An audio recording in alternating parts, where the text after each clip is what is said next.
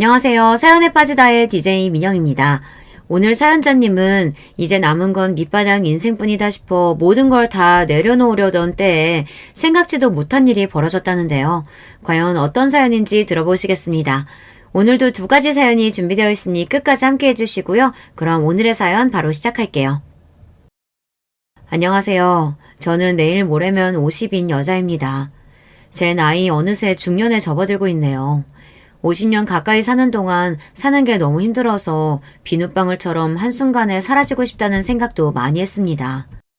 하지만 자식이 있으니 제 마음대로 그럴 수는 없었어요.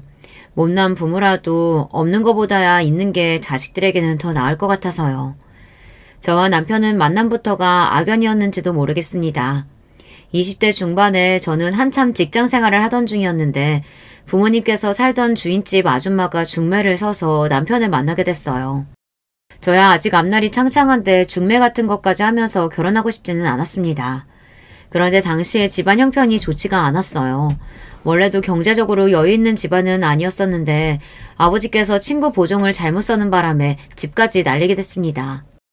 그래서 졸지에 5식구가 살던 집에서 나와 좁은 집에서 월세를 살게 된 거예요. 저와 오빠는 어떻게든 돈을 벌어 다시 집안을 일으키려고 했지만 부모님 생각은 달랐습니다. 형편이 어려우니 집안에 입이나 줄이자 싶으셨는지 오빠랑 저 둘 다 결혼을 시키려고 하셨어요. 부모님은 하루가 멀다 하고 주변에 아는 사람들에게 이야기를 해서 맞선 자리를 만들어 오셨어요. 오빠와 저는 매주 주말마다 맞선 자리에 나가야 했습니다. 저는 그런 부모님이 이해가 되지 않았지만 부모님은 완강하셨어요. 특히나 오빠보다도 저에게 유독 더 심하게 굴었습니다. 여자 나이 26이면 시집가서 애를 하나 낳아도 나을 나이인데 언제까지 부모한테 얹혀서 살 거야? 주인 할머니 말로는 남자 직업도 좋고 집안도 좋다니까 웬만하면 그냥 시집가서 살아. 그게 효도하는 거야. 아버지는 요즘 시대에 26이 무슨 노처녀라 그래. 나 시집 안 가도 내가 벌어서 알아서 살 수 있어. 뭐하러 힘들게 결혼해. 결혼해봐야 남편 뒷지닥거리에 시집살이에 힘들기만 하지. 이 지지배가 모르는 소리 하고 있네. 그런 소리야 인물도 못 나고 나이만 잔뜩 먹어서 시집 못 간 여자들이나 하는 소리지. 너는 네 동생 보고도 그런 소리가 나와? 너 때문에 멀쩡한 막내가 시집도 못 가게 생겼잖아. 결혼하는데 순서가 무슨 소용이라 그래. 그냥 막내부터 먼저 시집 보내요. 저는 위로 오빠 하나, 아래로 여동생이 하나 있어요. 친정아버지께서는 워낙 고지식하신 옛날 분들이라 항상 아들 장남만 챙기시던 분이었습니다. 대학도 저랑 여동생은 보내주지도 않아서 오빠만 혼자 대학을 나왔어요. 공부는 저나 여동생이 더 잘했는데도 말이죠. 결혼도 마찬가지였습니다. 오빠는 맞선도 여러 번 보고 연애도 여러 번 했었는데 결혼하라고 이야기만 했지 누구랑 해라 닥달을 하지는 않았어요. 명색이 우리 집안 맏며느리인데 고민해서 골라야 한다고요. 아버지는 특히나 저를 시집을 못 보내서 안달이었어요. 제가 걸림돌이라고 생각하시는 것 같았습니다. 당시에 저보다 1살 어린 여동생이 남자친구가 있었는데 저 때문에 둘이 결혼을 못하는 거라고 하시면서 아버지께서 무조건 저에게 3달 안에 결혼하라는 말도 안 되는 소리를 하셨어요. 그래야 동생도 결혼시킨다고요. 제가 결혼하는데 순서가 무슨 상관이냐, 막내부터 그냥 시집 보내라고 해도 사람 불편하게 자꾸 제가 시집 갈 때까지는 안 된다고 하셨습니다. 시간이 갈수록 괜히 동생이랑 제부에게 제가 민망해졌어요. 제가 민망할 수밖에 없었던 게 동생이랑 제부가 연애를 오래 했어요. 둘이 고등학교 때부터 동창으로 이미 5년 가까이 연애를 하면서 동생이 제부 뒷바라지를 하고 있었습니다. 거기다가 동생은 제부와 하루라도 빨리 결혼하고 싶어 안달이 나 있었어요. 당시에 제부가 고시생이었는데 군대를 다녀오자마자 본 사법고시에서 떨어져서 낙심하고 있었거든요. 언니가 빨리 시집을 가야 나랑 윤상이도 결혼을 할 거 아니야. 안 그래도 윤상이 공부하느라 힘들어하는데 하루라도 빨리 결혼해서 내가 옆에서 챙겨줘야 시험도 붙고 할 텐데. 내년에도 우리 윤상이 시험 떨어지면 언니 책임인 줄 알아? 여동생이 하다하다 예비 제부 시험 떨어지는 것까지 제 탓을 하더군요.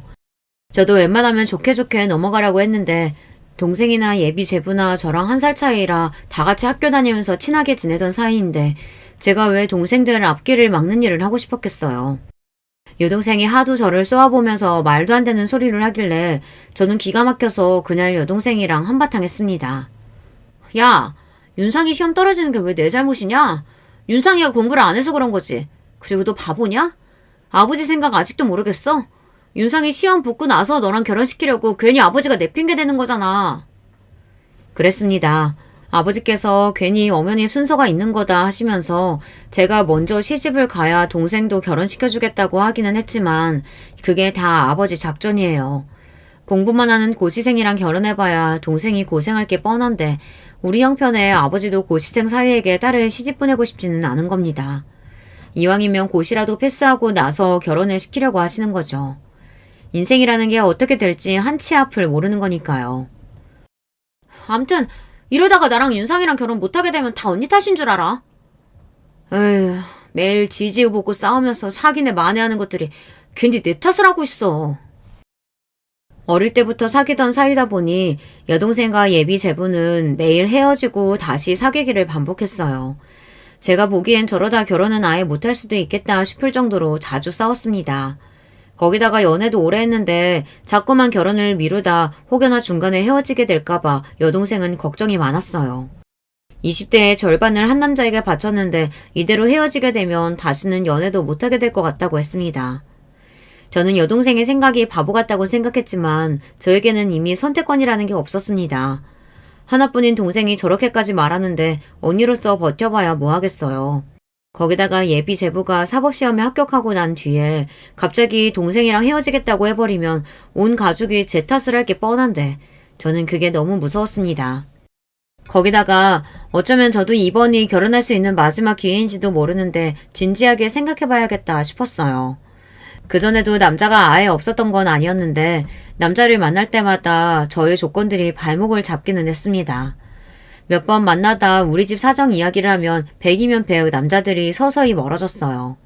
우리 집 형편이 힘들기는 하거든요. 생각해보면 그 남자들이 똑똑한 거예요. 저 같아도 우리 집 같은 집에 장가 오기 싫을 것 같아요.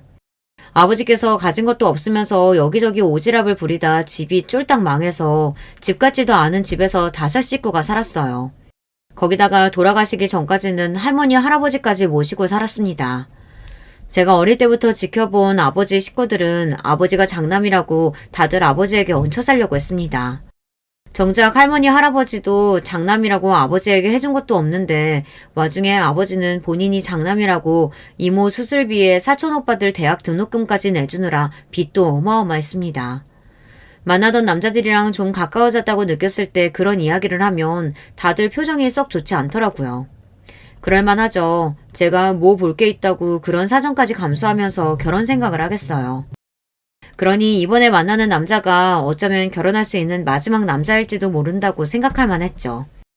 물론 외모도 그렇고 나이도 저보다 너무 많아 마음에 들지 않았지만 제 사정상 그 남자가 제가 싫다고 하지 않으면 제가 마다할 자격이 없었습니다. 저는 고졸인데다가 직장도 변변치 않았는데 남자는 동사무소에서 일하고 집안도 좋다는데 제가 어떻게 마음에 안 든다는 소리를 할 수 있었겠어요. 더군다나 남편과 처음 만났을 때 남편이 저에게 했던 말이 있었는데요. 저는 그 말에 꽂히고 말았습니다. 제가 내년에 다른 지역으로 발령이 나서 고향을 떠나야 해요.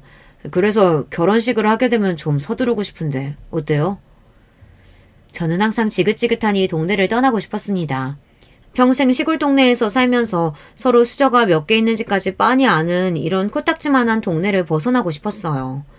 그런데 태어나 처음 보는 남자가 저에게 내년이면 본인이 다른 지역으로 발령나서 이 동네를 떠나야 하니 결혼을 좀 서두를 수 있냐입니다. 저도 그 순간 왜 그런 생각을 했는지 모르겠지만 남편이 마치 구세주처럼 보였습니다. 드디어 나를 이 거지 같은 동네에서 구해줄 백마탄 왕자님이 나타난 건가 싶을 정도로요. 젊은 시절에 저는 그 정도로 철이 없었습니다.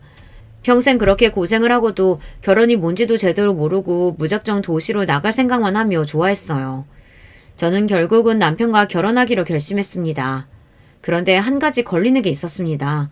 남편과 결혼하겠다고 날짜까지 다 잡은 상태였는데 상견례 날 하마터면 제 입으로 결혼식을 안 하겠다고 할 뻔했어요. 세상도 참 좁지. 제가 고등학교 다닐 때 반에서 저를 무지하게 괴롭히던 나쁜 년이 하나 있었는데 글쎄 그 년이 남편 동생이더라고요. 그것도 하나밖에 없는 동생이요. 이름이 은영이라는 년인데 이 년이 이유도 없이 매일 저를 그냥 놀리고 괴롭혔어요. 그냥 제가 키가 작고 피부가 하얀 게 마음에 안 든다고요. 매일 말도 안 되는 핑계로 제 물건을 뺏고 친구들과 어울리지 못하게 했습니다. 상견례 자리에서 은영이 년을 만나고 나서 저는 진지하게 결혼을 고민했어요. 평생 잊히지 않은 상처를 준 년인데 그런 년이랑 어떻게 가족이 될 수 있을까 싶어서요. 더군다나 더 기가 막히는 건 은영이 그년의 태도였습니다. 학창시절 내내 지독하게 괴롭혔던 건 본인이면서 저를 보자마자 오히려 본인이 더 기막혀 했습니다. 와, 오빠 미쳤어? 쟤 고졸이야. 서울에서 대학까지 나온 오빠가 뭐가 아쉬워서 저런 별 볼 일 없는 애랑 결혼을 해. 어른들도 있는 자리에서 은영이 너는 저를 보자마자 삿대질을 하며 본인 오빠랑 안 어울린다고 소리를 쳤습니다. 순식간에 제 얼굴이 빨갛게 달아올랐어요. 여자가 대학 나와봐야 뭐해. 괜히 아닌 척이나 해서 남자 피곤하게 하지. 나는 그런 거 상관없으니까 괜한 소리 하지 말고 조용히 하고 있어. 남편은 제 편을 든다고 한 소리인지 모르겠지만 사실 저는 남편 말이 더 기분이 나빴습니다. 물론 남편이나 저나 둘이 연애를 한 사이도 아니고 소개로 만나서 결혼을 결정하긴 했지만 남편의 말투에서 왠지 전혀 애정이 느껴지질 않았어요. 우리 장난말이 맞다. 여자가 너무 많이 알아봐야 남편 피곤하게 하는 소리나 하지. 여자란 자고로 말수가 적고 얌전해야 데리고 살 맛이 있는 거야. 사돈 말이 맞습니다. 우리 집엔 딸년이 둘이라 아주 시끄러워서 정신 다 나와 죽겠어요. 우리 이서방 덕분에 하나 해치워서 얼마나 고마운지 모르겠습니다. 아버지는 무슨 그런 소리를 하세요? 어허, 어른들 말씀하시는데 네가 왜 끼어들어? 네 언니 시집가고 나면 바로 네 차례야. 알지? 바로 밑에 동생도 결혼할 사람이 있나 보네요. 아유, 사돈은 좋으시겠어요. 우리 집 딸은 연애도 통 못하고 선만 보면 매일 차이고 들어와서 걱정인데. 엄마는? 내가 언제 차이고 들어왔다 그래. 내가 다 별로나 알아서 차고 들어온 거야. 은영이 년은 여전했습니다. 주변에 어른이 있든 말든 자기 할 말은 싸가지 없이 툭툭 내뱉었어요. 에이, 사돈, 이거 보세요. 딸들은 이렇게 쓸데없는 소리만 해댄다니까요. 아유, 저거 하루라도 빨리 시집 보내야 하는데 걱정입니다. 사돈이 혹시 주변에 좋은 자리 있으면 좀 소개 좀 해주세요. 하하, 그럼요. 우리도 이제 다 한 가족인데 제가 주변에 한번 알아보겠습니다. 걱정하지 마세요. 양가 부모님들 분위기는 좋았지만 제 얼굴은 하얗게 질려 있었어요. 어른들은 도대체 뭐가 그렇게 재미있는지 약주를 하시면서 연신 깔깔 웃었습니다. 그 순간 저는 결혼하겠다고 결심한 게 과연 잘한 일인가 싶었어요. 더군다나 제 바로 맞은편에 앉아있던 은영이 년이 자꾸만 제 얼굴을 보며 실실 웃는데 너무 재수 없더라고요. 지금 생각하면 그때라도 정신 차리고 결혼하지 말았어야 했는지도 모르겠습니다. 안 그래도 제대로 된 거라고는 없는 제 인생이 결혼과 동시에 더 꼬이기 시작했으니까요. 역시나 인간은 변하는 게 아니었습니다. 저와 남편이 결혼하고 나서도 은영이 그녀는 그대로였어요. 저를 아직도 그때 그 시절에 바보 같았던 고교 동창생으로 생각하는 것 같았죠. 만날 때마다 은영이녀는 저를 무시하고 눈엣가시로 여겼어요. 남편이 일요일이면 한 달에 한 번씩 직장 동료들이랑 등산을 갔습니다. 그런 날이면 저도 오랜만에 집에서 혼자 쉬고 싶은데 뜬금없이 신우인연이 찾아와 시비를 걸기도 했습니다. 너는 결혼한 지가 언젠데 아직도 사람을 한번 초대 안 하니? 연락도 없이 다짜고짜 집에 쳐들어와서 말도 안 되는 소리를 해댔어요. 무엇보다 기분 나쁜 건 자꾸만 반말을 찍찍 해댔다는 겁니다. 안 그래도 집 정리되면 어머님 아버님 모시고 집들이 하려고 했어요. 근데 진영씨 일이 바빠서 시간이 영 안 나네요. 저는 성질이 나는 것도 꾹 참고 애써 좋게 말하려고 노력했습니다. 우리 오빠 일 때문에 바쁜 거 맞아? 무슨 공무원이 일요일까지 나가서 일해. 그냥 너랑 앉기 싫어서 핑계대고 놀러간 거 아니야? 사람 속을 긁기로 작정하고 왔는지 시내에는 얇은 소리만 골라서 했습니다. 제가 남편이 회사 동료들이랑 등산 간 거라고 말을 하는데도 시내는 들은 채도 안 하고 자기 멋대로 방문이며 냉장고까지 열며 집안을 다 헤집고 다녔어요. 그러면서 한다는 소리가 재수가 없었습니다. 세상 참 오래 살고 볼 일이다. 동네에서 제일 가난한 집구석 딸내미라 매일 도시락도 못 싸오던 게 운 좋게 우리 오빠 만나서 아파트도 살아보고 인생 폈네 폈어. 남편과 결혼할 때 남편이 장남이라 시댁에서 받은 게 많기는 해요. 신혼집도 처음부터 자가 아파트로 시작했고 집안의 가전이며 가구도 몽땅 다 시댁에서 해주셨습니다. 저는 정말 몸만 들어왔다고 해도 과언이 아니었어요. 거기다가 시댁에 갈 때마다 시부모님께서 저에게 용돈도 가끔 주셨습니다. 한 살이라도 젊을 때 돈을 많이 모아두어야 나이 들어서 고생 안 하는 거라고 하시면서요. 그때까지만 해도 저는 시집을 잘 왔다고 생각했어요. 평생 오빠 들러리만 서면서 부모님 뒤치다꺼리 하기 바빴는데 이제라도 남편과 시부모님의 그늘 아래 좀 마음 편히 살 수 있겠다 싶어서요. 그렇다고 해서 제가 시댁에 노예로 팔려온 건 아닌데 알아서 시녀처럼 살 필요는 없잖아요. 그런데 시누이는 제가 자기 올케인 걸 자꾸만 까막는 것 같았습니다. 이왕 남편과 결혼하면서 가족이 된 거 저도 이제는 과거의 일을 좀 다 잊고 살고 싶은데 자꾸만 지난 과거를 시누이년이 끄집어내니 피곤하더군요. 저도 더는 고등학생 시절 애송이가 아닌데 이제라도 본때를 보여줘야겠다 싶었습니다. 아가씨, 내가 오빠랑 결혼한 지가 언젠데 아직도 나한테 반말을 하면 어떡해요. 이제는 호칭 좀 제대로 하세요. 저는 최대한 눈빛에 힘을 주고 인상을 팍 구겨가며 이야기했습니다. 평생 가족으로 살아야 하는데 이제는 가족 내의 질서를 지켜야 하니까요. 그런데 사람 변하는 거 아니더군요. 학교 다닐 때도 그렇게 무식하고 멍청하더니만 30이 다 돼서도 정신을 못 차렸어요. 야, 네가 우리 오빠랑 결혼 좀 했다고 내가 새언니 이렇게라도 불러줄 줄 알았나 본데 웃기고 있네. 너는 그냥 영원한 내 밥이야. 시누이는 손까지 번쩍 들어올리며 금방이라도 저를 때릴 것 같은 신용을 했어요. 그 모습까지 보고 나니 저도 눈이 돌더군요. 밥은 무슨, 너 정신 나갔니? 무식해도 정도가 있지. 너 지금 너희 부모님이랑 너희 오빠 앞에서도 이렇게 굴겠다는 거야? 내가 총 맞았니? 그랬다가 돈줄 끊기면 어쩌려고 내가 그러겠어. 어른들이 있는 앞에서는 일장 너랑 얘기할 생각 없으니까 너나 나한테 친한 척 하지 마. 나는 너 가족으로 생각 안 하니까. 이런 걸 보고 적반하장이라고 하나 봅니다.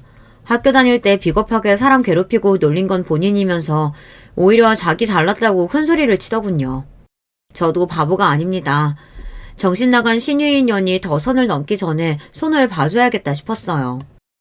저는 그대로 시누이에게 다가가 덥석 시누이의 머리채를 잡아당겼습니다. 그러자 놀란 시누이가 제 손에 매달려 버둥거리더군요. 아! 이년이 미쳤나? 너 지금 어디 잡는 거야? 이거 안 나? 놓기는 몰라. 미친 건 너지, 이년아. 학교 다닐 때는 내가 워낙 집안일로 힘들어서 봐줬지만 지금은 아니거든? 어디서 오빠 아내한테 양아치 놀이라고 있어. 아, 미친년아, 너 돌았냐? 너 내가 가만히 둘 것 같아? 내가 무슨 짓을 해서든 너랑 오빠랑 갈라놓을 거야. 네가 뭔데 나랑 내 남편을 갈라놔. 너같이 멍청한 년 말을 누가 믿겠냐? 저는 잡은 머리채를 빙빙 돌려 바닥으로 내리꽂았습니다. 지금까지 제가 이런 년을 뭐하러 봐주고 있었나 싶을 정도로 덩치만 컸지 힘도 없어서 제 손에 휙휙 매달리더군요. 그런데 그 순간 말도 안 되는 일이 벌어졌습니다. 지금 내 집에서 둘 다 뭐 하는 거야? 이제 거의 다 끝났다 싶었던 순간 하필이면 그때 남편이 나타난 거예요. 남편은 당장 눈앞에 벌어진 모습만 보고 놀라서 저와 머리끄댕이를 잡고 싸우고 있는 시누이를 동시에 쏘아보았습니다. 그때였어요. 시누이는 이때다 싶었는지 눈물이 그렁그렁한 얼굴로 남편에게 달려들며 울먹였습니다.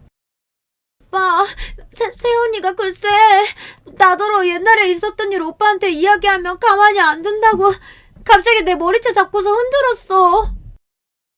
시누이녀는 갑자기 저더러 새언니라고 부르면서까지 본인은 억울하다는 듯 울부짖었어요. 그게 무슨 소리야? 옛날 일? 무슨 일 말하는 건데? 시끄럽게 울지 말고 똑바로 이야기해봐. 남편은 시누이의 말에 인상을 팍 구기며 잔뜩 짜증 섞인 말투로 이야기했어요. 내가 다 지난 일이니까 이런 말까지는 안 하려고 했는데 나랑 새언니랑 고등학생 동창인 거 알지? 사실은 그때 새언니가 날 얼마나 괴롭혔는지 몰라. 나한테 맨날 돈 뺏고 놀리고 그랬다니까?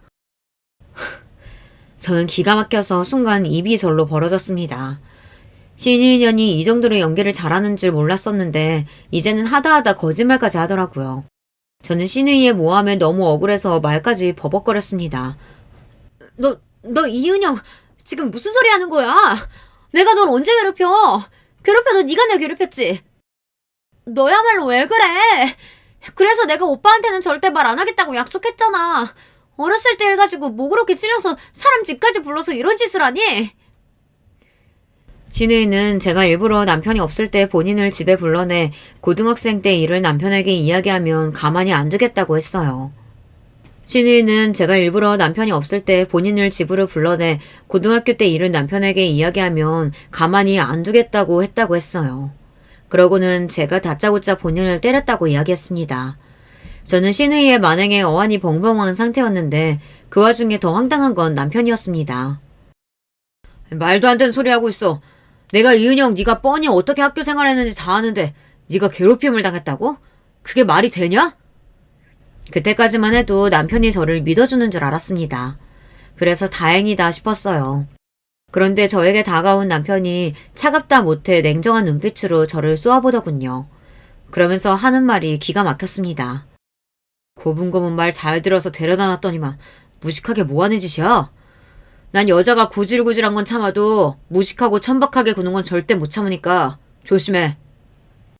남편은 제 이야기는 들어보지도 않고 자기 하고 싶은 말만 했어요. 저는 신우이도 신우이였지만 남편의 말에 더 화가 났습니다. 내가 은영이한테 한 짓은 나도 경솔했다고 생각해.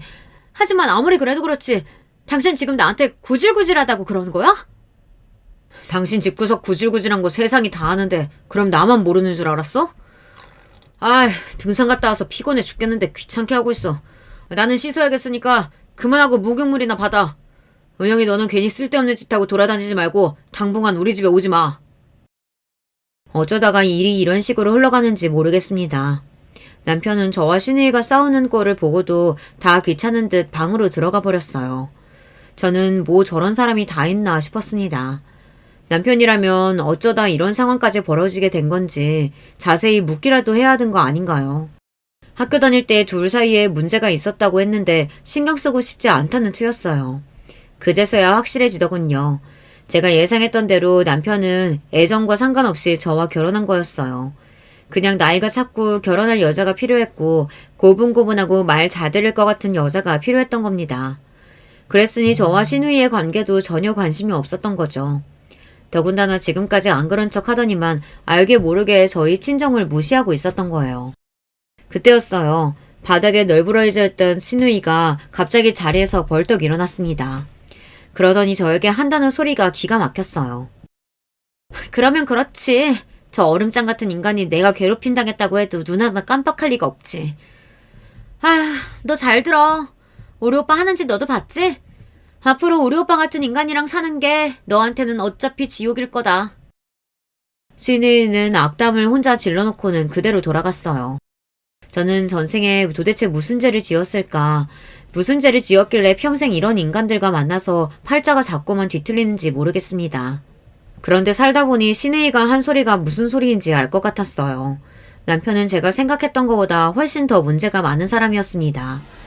그 전까지는 남편이 차갑고 무뚝뚝하지만 착실하고 성실한 사람인 줄 알았어요.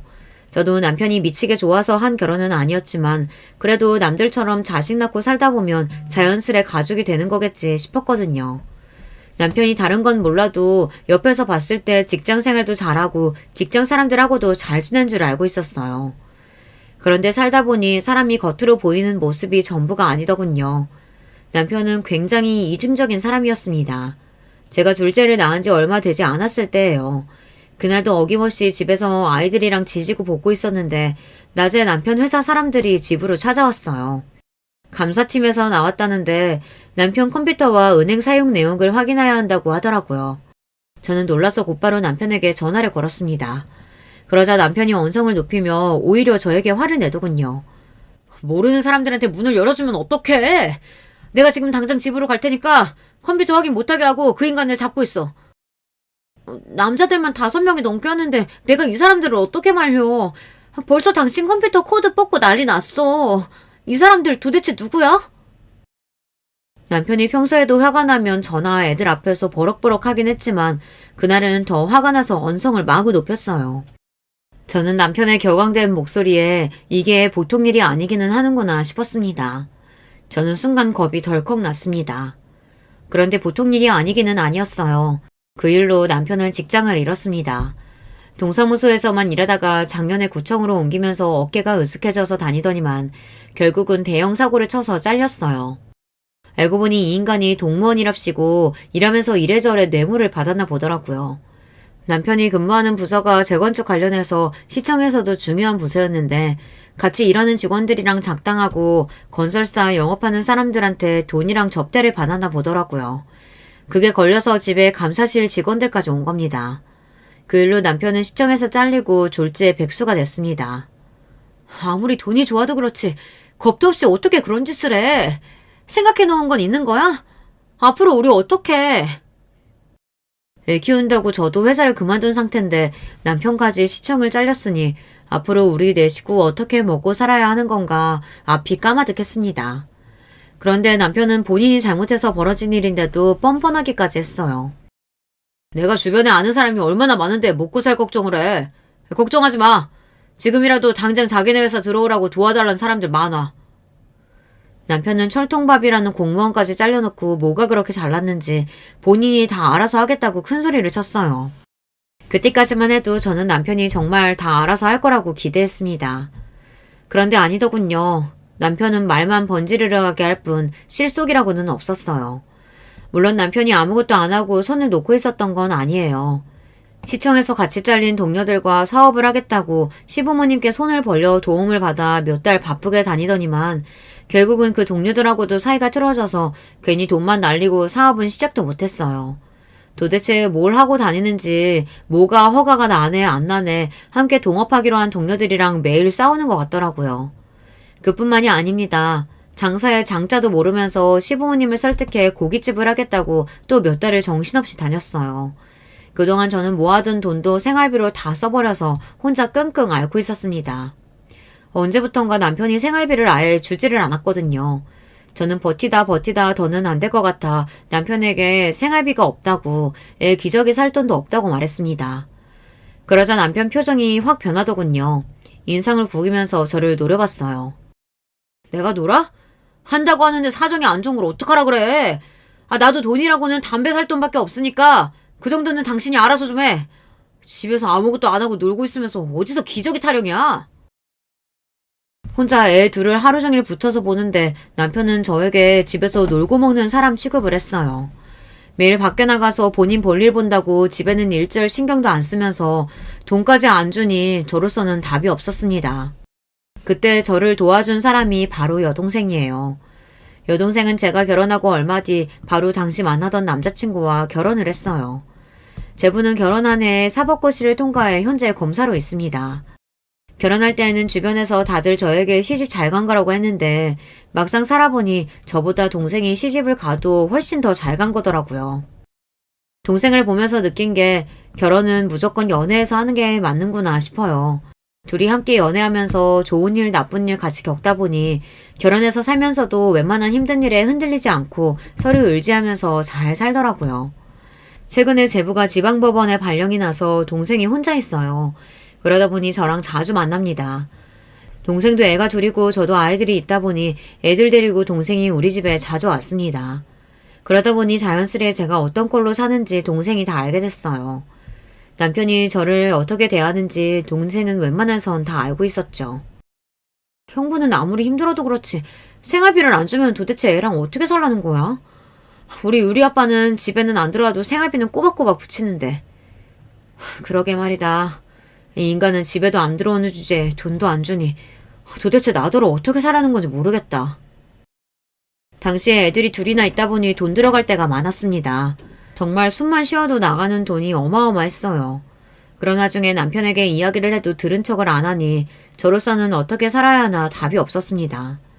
저나 동생이나 어려서부터 가난하게 자랐다 보니 성인이 돼서는 돈 걱정만 안 하고 살면 좋겠다 싶었습니다. 그래서 애 낳기 전까지 직장생활 열심히 해서 돈을 번 거기도 하고요. 그런데 애 둘 낳고 살다 보니 제 마음대로 되는 게 하나도 없더군요. 남편이 돈을 못 벌어다 주면 나라도 나가서 벌어야 하는데 애들한테 묶여있으니 그것도 쉽지 않았어요. 친정이나 시댁이나 도와줄 사람이 없었거든요. 언니, 이거 내가 결혼 전에 모아놨던 돈인데 나는 지금 당장 필요 없으니까 언니 급한데 써. 정말 얼마 안 되니까 안 갚아도 돼. 한동안 남편이 생활비를 안 준다고 하소연을 좀 했더니 동생이 마음에 걸렸나 봐요. 자기가 아가씨 때 모아둔 적금 통장을 저에게 건넸습니다. 당장 본인에게는 필요 없는 돈이니 저에게 쓰라고 했어요. 저는 괜찮다고 왜 그러냐고 한사코 거절했습니다. 그러자 오히려 동생이 저에게 더 화를 내더군요. 언니, 사람 무한하게 왜 그래? 우리가 남도 아니고 형제인데 서로 힘들 때 도와줄 수 있는 거지. 언니는 나 힘들면 안 도와줄 거야? 정말 얼마 안 되니까 그냥 써. 염치가 없는 거야 저도 잘 알지만 당시에는 상황이 너무 힘들다 보니 저도 동생의 통장을 받았어요. 통장에 1,000만 원이 들어있더라고요. 저는 통장을 확인한 순간 울컥 눈물이 났습니다. 매일 제 팔자를 탓하고 사느라 누구도 나를 걱정하고 생각해주는 사람은 이 세상에 없다 원망하며 살았는데 그랬던 제 모습이 후회됐습니다. 정말 하루하루 사는 게 힘들고 드디어 내 인생이 바닥을 쳤다고 생각했던 절망의 순간 저에게 손을 내밀어준 동생 덕분에 저는 힘을 냈어요. 그리고 혹시나 동생에게도 힘든 시간이 닥치게 된다면 그때는 내 사정이 어떻든 무슨 일이 있어도 동생을 돕겠다 다짐했습니다. 동생 덕분에 힘든 고비를 넘긴 저는 애들이 유치원에 다니기 시작한 순간부터 곧장 직장을 구해 일을 했습니다. 그때도 남편은 제가 뭘 하고 다니는지 전혀 몰랐어요. 제가 어떻게 살면서 애들을 키우고 있는지 일절 관심이 없었거든요.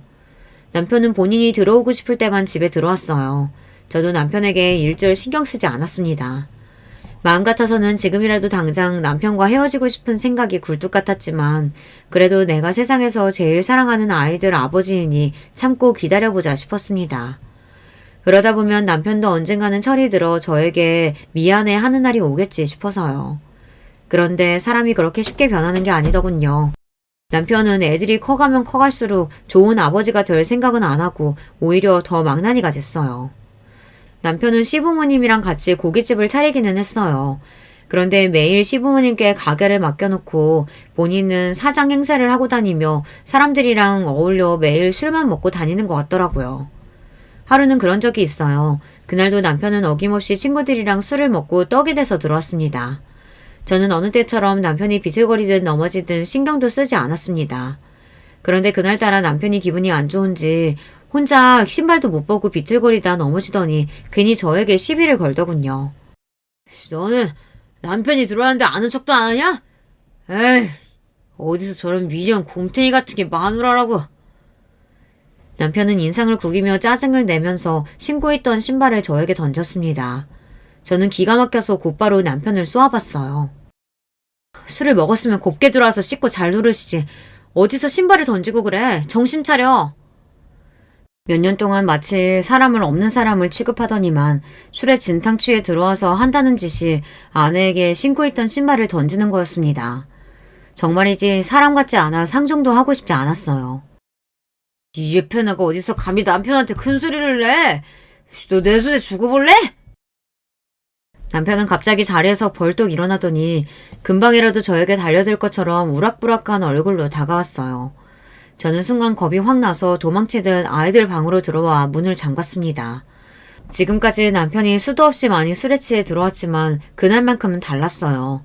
술에 취해 저에게 소리치던 남편 얼굴이 꼭 다른 사람처럼 보였습니다. 저와 아이들을 해칠지도 모르겠다는 생각이 들었어요. 그런데 바로 그 다음날 아침 생각지도 못한 일이 벌어졌습니다. 남편도 지난 밤에 저에게 한 행동이 미안하긴 했는지 웬일로 생활비를 주더군요. 그동안 장사 준비하느라 힘들어서 못 줬었는데 앞으로는 조금씩 줄 수 있을 것 같아. 당신이 알아서 애들 다니고 싶은 학원도 보내고 옷도 좀 사주고 그래. 저는 오늘 아침엔 해가 서쪽에 떴나 싶었습니다. 남편에게 몇 년 만에 생활비를 받는 건지 모르겠더라고요. 몇 년 만에 주면서 생색내는 게 꼴 같지 않기는 했지만 그래도 돈은 받았어요. 고맙다고 수고했다는 말도 해줬습니다. 좀만 기다려. 이제 금방 입소문만 나면 돈 긁어 모으는 건 시간 문제야. 가게 대박만 나면 오늘 준 거에 2배씩 줄 테니까 기대해. 남편이 원래 이렇게 허풍이 심한 사람이었나 싶을 정도로 남편은 신이 나서 연신 떠들었습니다. 저는 그나마 장세가 잘 되는 것 같아 다행이다 싶었지만 남편 가게와 상관없이 일은 계속 다녔습니다. 남편이 말한 대로 정말 앞으로도 식장이 잘 돼서 저에게 생활비를 넉넉하게 줄 수도 있지만 저로서는 남편에게 온전히 의지하고 싶지는 않았어요. 남편이야 전혀 모르고 있겠지만 사실 그동안 제가 일도 하고 동생에게 도움을 받아 아이들을 키우며 살면서 남편 원망을 얼마나 했는지 몰라요. 본인이 잘못한 일 때문에 우리 가족 모두가 힘들어진 건데도 남편은 저나 아이들에게 전혀 미안한 마음이라고는 없이 일절 책임지려고 하지 않았던 모습이 너무나 실망스럽고 원망스러웠습니다. 솔직히 애들 아빠니까 같이 산 거지 사실 남편에 대한 미운정마저도 떨어진 건 오래됐어요. 마음 같아서는 만약 아이들이 없었다면 이혼했을 거예요. 그동안 남편과 살면서 이혼 생각을 수도 없이 했었거든요. 하지만 저는 매일매일 고난이다 이렇게 여기며 꾹꾹 견뎠습니다. 애들이 초등학교 갈 때까지만 참자, 중학교에 갈 때까지만 좀 더 참아보자 하면서 그렇게 참고 살았던 게 효과가 있었는지 어느새 남편과 20년 넘게 살고 있네요. 그동안 별의별 일도 많았지만 저는 잘 참았어요. 오히려 말도 안 되는 게 제 여동생이 제부와 이혼을 했습니다. 제부가 일 때문에 많이 바쁘긴 했어도 둘 사이에 별 문제 없다고 생각했었는데 제가 모르는 일이 둘 사이에 있었나 봐요. 아이들이라면 끔찍한 제 동생이 생각보다 쉽게 이혼을 선택했어요. 제가 이제 와서 왜 이혼하냐고 물었더니 동생 말이 너무 외로워서 이혼한다고 하더라고요. 언니, 내가 결혼해서 20년 가까이 사는 동안 남편이랑 한 집에 산 건 절반이 10년도 안 될걸. 네 남편 검사라 매년 지방 발령 나는 걸 어떡해. 애초에 능력 있는 검사 남편이랑 살면서 그 정도는 감수해야지. 언니, 지방 발령이 문제가 아니야. 그 인간이 얼마나 일에 미쳐있는지 같이 살아도 같이 사는 것 같지가 않다니까. 집에 있어도 하루 종일 일 생각밖에 안 했어. 동생 앞에서 이런 말까지는 안 했지만 사실 저는 여동생이 제부 때문에 너무 외롭고 힘들다는 말하는데 오히려 그런 여동생이 부러웠습니다. 저는 20년 넘게 남편이랑 내내 남처럼 살았는데도 한 번도 같이 있고 싶다거나 외롭다고 생각해 본 적이 없었거든요. 정작 부부로서 애정이 없는 우리 부부가 이혼을 하는 게 맞는데 어쩌다 동생네 부부가 먼저 이혼을 했는지 모르겠어요. 동생이 이혼하고 많이 힘들 때 제가 옆에 좀 있어줬어야 했는데 저도 일하면서 애들 키우느라 정신이 없었어요. 그래서 마음만 앞섰지 동성한테 연락도 자주 못했습니다. 그러던 중 일이 좀 있었어요. 여동생네 조카가 콩쿠르에 나가 대상을 타서 친정 식구들끼리 조촐하게 파티를 한다는데 제가 일 때문에 못 갔습니다. 남편에게 잠깐 들렀다 오라고 했는데 역시나 제 말을 들을 리 없었죠. 저는 너무 미안했습니다. 안 그래도 동생이 이혼하고 직장을 구하러 다니느라 혼자 고생하는 걸 뻔히 다 아는데 제가 도움이 전혀 되지 못한 것 같아 너무 미안했어요. 그래서 조금이나마 미안한 마음을 덜고자 저는 동생에게 용돈을 좀 보냈습니다. 봉투에 넣어서 주면 동생이 안 받을 것 같아 연락 없이 그냥 동생 계좌로 100만 원을 입금했습니다. 제 형편에 100만 원이면 큰돈이지만 동생에게 주는 건 하나도 아깝지 않았어요. 지금까지 동생이 저에게 해준 것에 비하면 그까지 100만 원은 아무것도 아니에요. 제가 힘들 때 옆에서 제일 많이 위로하고 도와준 게 바로 동생이었으니까요. 그런데 그날 저녁 일이 벌어졌습니다. 그날도 역시나 남편은 어디서 또 술을 마시고 왔는지 술에 잔뜩 취해서 집에 돌아왔어요. 그러더니 다짜고짜 저를 불렀습니다. 야! 야! 이 도둑년 어딨어? 저는 순간 이 남자가 이제는 아예 정신줄을 다 놓아버렸나 싶었습니다. 애들이 둘 다 자고 있었기에 망정이지 애들이 들었으면 큰일 날 뻔했어요. 저는 놀라서 헐레벌떡 현관으로 나갔습니다. 당신 도대체 술을 얼마나 먹은 거야? 왜 다짜고짜 집에 들어와서 소리부터 질러? 이러다 애들 다 깨겠어. 어허, 과장이 집에 들어왔는데 이놈 새끼들이 아니라고 하고 뭐하고 그러는 거야? 남편은 그만하라고 해도 정신이 나갔는지 오히려 더 큰 소리로 떠들었어요. 심지어 애들을 깨우겠다고 난리를 쳤습니다. 저는 혹시나 애들이 깨기라도 할까 걱정돼 남편 입을 틀어막았어요. 그만 좀 하라고요. 그러자 미간을 잔뜩 구긴 남편이 제 손을 밀어냈어요. 저는 남편의 힘에 못 이겨 바닥으로 쿵 소리를 내며 넘어졌습니다. 그때였어요. 저는 정신이 없어 바닥에서 일어나지도 못하고 있는데 남편은 도와주지는 못할 망정 제 어깨를 짓눌렀습니다. 그러더니 한다는 소리가 충격적이었어요. 이 도둑년이 내가 오냐오냐 해주니까 네가 눈에 뵈는 게 없지? 감히 내 허락도 없이 동생한테 100만 원이나 보냈어? 너 죽고 싶냐? 저는 순간 눈이 휘둥그레졌어요. 남편이라는 인간이 제가 동생에게 100만 원 입금한 걸 어떻게 알았는지 혼자 성이 나서는 저더러 도둑년이라고 한 거예요. 또 시작이었습니다. 이 인간이 술만 먹었다 하면 아주 정신을 못 차렸어요. 저는 술 취한 사람이랑 무슨 말을 해봐야 소용이 있을까 싶어 내일 술 깨면 다시 이야기하자고 하고는 자리를 피하려고 했어요. 그런데 그때 남편이 갑자기 제 머리끄댕이를 잡았어요. 이년이 감히 내가 말하는데 어딜 도망가? 너희 도둑년아, 빨리 가서 내 돈 100만 원 찾아와! 힘이 얼마나 센지 남편의 손에 머리를 붙들린 저는 꼼짝도 못했어요. 저는 애써 비명소리가 튀어나오려는 제 입을 틀어막았습니다. 혹여나 애들이 깨기라도 할까봐요.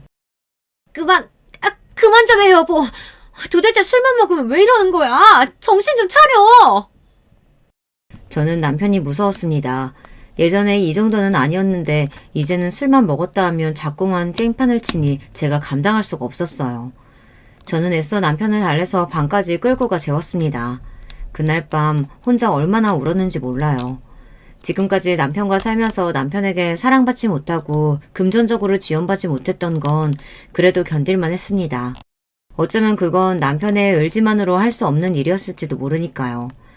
하지만 아무리 술에 취했다고 해도 저를 함부로 대하는 건 용납할 수가 없었습니다. 저는 그날 밤 결심했어요. 애들을 걱정한다는 핑계로 더는 참아주지 않겠다. 그리고 남편과 이혼하겠다고요. 다음날 아침 저는 남편이 일어나길 기다렸습니다. 그리고 전날 숙취로 머리가 깨질 것 같다며 물 좀 가져다 달라 외치는 남편에게 친절하게 꿀물을 가져다 줬습니다. 그리고 저는 저의 결심을 남편에게 이야기했어요. 내 말 잘 들어. 나 당신이랑 이혼할 거야. 그러니까 이혼하게 되면 재산 분할이랑 아이들 문제는 어떡할 건지 생각해도. 제 말에 놀란 남편은 입에 물고 있던 꿀물을 뱉었습니다. 그러더니 저에게 갑자기 무슨 소리냐고 황당하다는 식으로 이야기하더군요. 내가 어제 술 좀 늦게까지 먹고 왔다고 이러는 거야?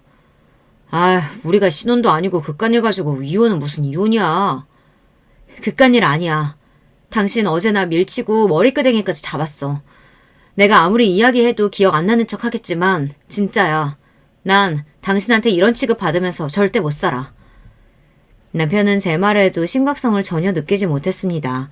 오히려 제 말에 시시덕거리며 웃었어요. 머리도 아프고 바빠 죽겠는데 아침부터 옆에 내가 쉰소리라고 있어. 쓸데없는 소리 하지 말고 출근하게 밥이나 차려. 남편은 그런 인간이었습니다. 항상 제 생각이나 감정보다 본인의 생각과 감정만이 중요한 사람이었죠. 저는 더 이야기할 거 없겠다 싶었습니다. 그리고 그날 오후 동생에게 연락했어요. 저보다 먼저 이혼을 해본 동생에게 조언을 구하려고요. 그런데 연락을 했다가 신기한 이야기를 들었습니다. 동생이 민망해하면서 이야기를 하는데 글쎄 제부랑 다시 합치기로 했다네요. 저는 제 일은 새까맣게 까먹을 정도로 너무 좋았습니다. 그럼 그렇지. 이혼이야 해도 내가 해야지. 너희가 왜 하니? 너무 잘 생각했다. 잘했어 정말. 그만해 언니. 나도 민망해 죽겠어. 근데 언니 말은 또 뭐야? 언니가 이혼하긴 왜 이혼을 해? 안 그래도 정신없을 동생에게 할 이야기는 아니었지만 그래도 동생에게는 제일 먼저 이야기를 해야 할 것 같아 지금까지 남편과 있었던 이야기를 모두 했어요. 그리고 이혼하겠다고도 이야기했습니다. 제 말에 잔뜩 심각해진 목소리로 여동생이 저에게 곧바로 이혼하라고 소리쳤습니다. 뭘 망설여. 내가 도와줄 테니까 걱정하지 말고 이혼해. 어떤 사내 새끼가 할 짓이 없어서 마누라한테 손을 대. 내가 그 자식 가만히 안 둘 거야. 저보다 더 흥분한 동생을 말리느라 고생했습니다. 그리고 며칠 뒤 동생은 곧바로 행동으로 옮겼어요. 그리고 저는 아주 빠른 시일 내에 남편과 깔끔하게 이혼했습니다.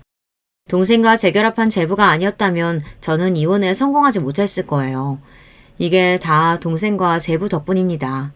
제 이야기를 듣게 된 제부가 저를 많이 도와줬어요. 검사의 인맥을 다 동원해 제 남편의 뒷조사를 싹 했습니다. 그러고는 제가 낸 이혼 소송에 큰 힘을 실어줬어요. 알고 보니 남편 이 자식이 직장까지 잘리고도 아직도 정신을 못 차렸는지 또 멍청한 짓거리를 하고 있더군요. 시부모님이랑 고깃집을 차릴 때 식장 자리가 아는 곳에 허가를 제대로 받지 않고 불법 시공까지 해서 장사를 했더라고요. 그뿐만이 아닙니다. 고깃집에서 사용한 고기의 원산지도 내내 속이고 장사를 했어요. 증거를 취합하자마자 제보는 남편을 기소했습니다. 남편은 이외에도 식당이 있는 지역 공무원에게 뇌물까지 먹인 제목이 추가됐어요. 파면 팔수록 남편이 저지른 만행들이 자꾸만 나오니 저는 오히려 기가 막혔습니다. 인간 자체가 갱생 불가였어요. 그로부터 얼마 뒤 제부가 저 때문에 남편의 앞길을 막은 걸 알게 된 남편이 제 앞에 찾아와 손이 발이 되도록 빌었습니다. 여보, 아무리 내가 잘못을 했어도 부부를 산 세월이 있는데 나한테 이러면 안 되지. 우리 가게 망하면 우리 부모님도 다 망하는 거 몰라? 나는 몰라도 우리 부모님은 당신한테 잘해줬잖아. 거기다가 내가 또 망해서 돈도 못 벌어봐. 우리 새끼들 양육비는 어떡해. 이혼할 때 하더라도 우리가 애들 부모인데 살 길은 만들어 놓고 헤어져야지. 남편은 말을 참 잘해요. 제가 어느 대목에서 흔들리는지 아주 잘 알고 있습니다.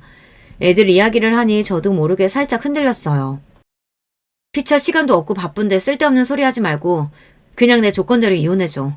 그럼 식당 고소 문제는 생각해볼게. 저는 양육관과 집을 저에게 넘겨달라고 이야기했어요.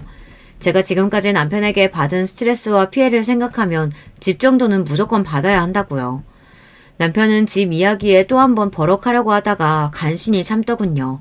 그러더니 알겠다고 식당 일만 잘 해결해주면 제가 원하는 대로 이혼해주겠다고 했어요. 그렇게 저는 동생과 제부 덕분에 이혼했습니다. 양육권과 집도 넘겨받았어요. 하지만 아직 남편 식당 관련 소송은 진행 중입니다. 남편은 저에게 매일 찾아오고 연락해요. 약속대로 잘 진행되도록 제부에게 이야기해달라고요. 내가 검사도 아닌데 그걸 내 맘대로 어떻게 해.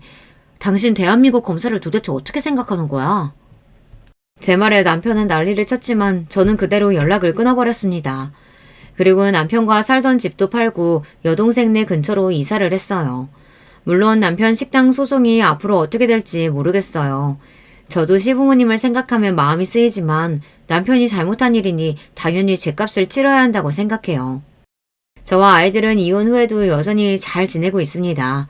여동생네 조카들과 나이대가 비슷하다 보니 가까이 살면서 서로 친형제처럼 사이좋게 잘 지내고 있어요. 저와 여동생처럼 말이죠. 여동생도 제부와 재결합하더니만 둘 사이가 더 좋아져서 아주 인꼬가 따로 없습니다. 저도 남편과 헤어진 후에는 마음 졸이며 살 일이 없어서 한결 마음이 가벼워졌어요. 앞으로 또 우리 가족에게 어떤 일이 생길지는 모르지만 앞으로는 항상 좋은 일만 생길 거라고 여러분들께서 응원하는 댓글 많이 달아주세요. 저도 항상 여러분께 즐거운 일만 가득하시라고 기도하겠습니다. 지금까지 저의 이야기 끝까지 들어주셔서 감사합니다. 여러분, 두 번째 사연 시작하기 전에 좋아요, 구독 꼭 눌러주실 거죠? 그럼 두 번째 사연 바로 시작합니다. 저는 결혼 5년차가 되어가는 평범한 아줌마입니다. 제 시부모님은 모두 좋으신 분들이시고 남편과 도련님도 좋은 사람인데 유독 시누이만 못났어요. 그런데 최근에 새로 들어온 동서 덕분에 그런 시누이 인생이 막장으로 치닫고 있어 그 일을 이야기하고 싶어 이렇게 글을 씁니다. 저와 남편은 딸이 생겨 결혼하게 된 케이스입니다. 남편이 30살이 되면서 결혼 이야기가 나왔었죠. 저와 남편은 3살 차이가 나는데 아무래도 각자 사회생활을 시작한 지 얼마 되지 않아서 돈을 더 모아 3년 뒤쯤 제가 30살이 되는 해에 하자는 얘기가 나왔었어요. 그렇게 한참 재밌게 연애를 하고 있었는데 어느 날 몸이 좋지 않던 제가 남편과 함께 간 병원에서 임신 사실을 알게 됐죠. 임신 소식을 듣고 병원에 나와서 남편과 얘기를 했고 어차피 결혼 생각도 있었으니 이왕 이렇게 된 거 결혼하자라는 남편의 말에 동의했습니다. 저희는 그렇게 배가 불러오기 전에 얼른 결혼식을 올렸습니다. 그런 저희를 보고 시부모님은 아들이 잘못해서 다른 집 귀한 따님을 임신시켰으니 본인들 죄가 크다며 가지고 계시던 땅을 조금 정리하셔서 저희 신혼집을 마련해 주셨어요. 그것도 제 명의로 말이에요. 처음엔 안 받으려고 했지만 자식 잘못 키운 값이라고 받아달라는 시부모님의 말에 감사히 받았죠. 저희 부모님도 처음엔 그러실 필요 없다고 했지만 집을 해주시니 결국 남편 차도 바꿔주시고 가구도 마련해 주셨습니다. 그렇게 번갯불에 콩 볶듯 결혼을 했죠. 그리고 그 다음 4월 딸이 태어났습니다. 딸이 태어난 날에도 시어머니께서 우리 귀한 며느리 고생했다고 우르르 찾아가면 힘들 테니 제가 어느 정도 회복되면 오신다고 남편 편으로 용돈만 보내셨습니다. 이렇게 좋은 시부모님을 뒀는데 뭐가 문제냐고 궁금해하시는 분들 계시겠지만 앞에서 말했다시피 이 이야기는 제 시누이와 관련된 얘기입니다. 시누이는 남편과 쌍둥이예요. 시어머니 말로는 시누이가 2분 정도 일찍 태어나서 어릴 때부터 남편에겐 누나라고 부르게 했다더군요.